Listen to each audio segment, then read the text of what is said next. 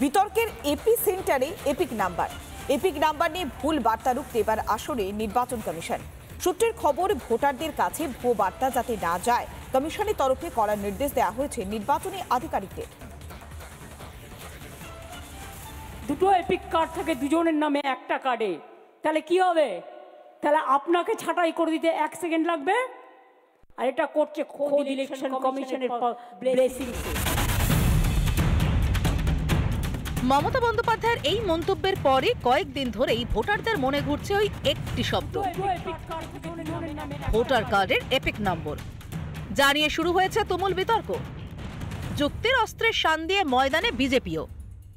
Epic নম্বর সংক্রান্ত যাবতীয় ধোঁয়াশা কাটাতে আসরে নির্বাচন কমিশন।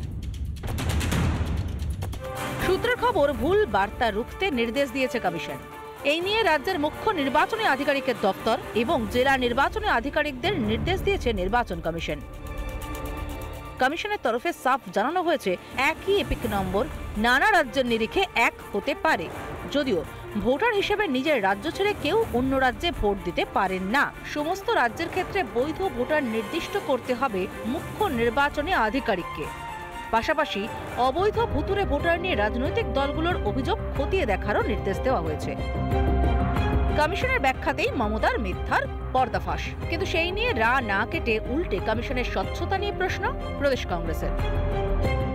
মিউনিসিপ্যালিটি, পঞ্চায়েত, কর্পোরেশনের বোর্ড থেকে প্রমাণিত, সেটা হচ্ছে নির্বাচন কমিশনের যে স্যান্টিটি, সেই স্যান্টিটিটা ধীরে ধীরে ধ্বংস হয়ে যাচ্ছে। নির্বাচন কমিশনার নিয়োগের থেকে, সুপ্রিমো নিয়োগের থেকে, পশ্চিমবাংলার যে রাজ্য নির্বাচনের যে কমিশনার তার নিয়োগের ক্ষেত্র থেকে, যেটা দুর্ভাগ্যের বিষয়। কেন্দ্রীয় সরকারও মানছেন না, রাজ্য সরকারও মানছেন না।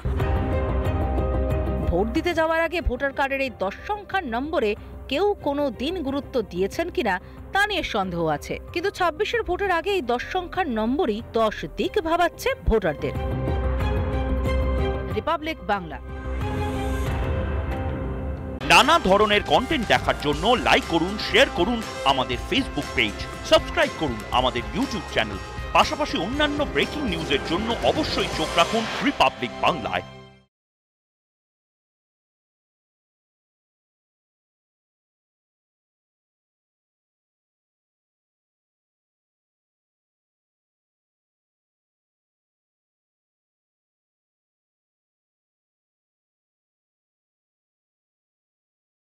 নানা ধরনের কন্টেন্ট দেখার জন্য লাইক করুন, শেয়ার করুন আমাদের ফেসবুক পেজ, সাবস্ক্রাইব করুন আমাদের ইউটিউব চ্যানেল।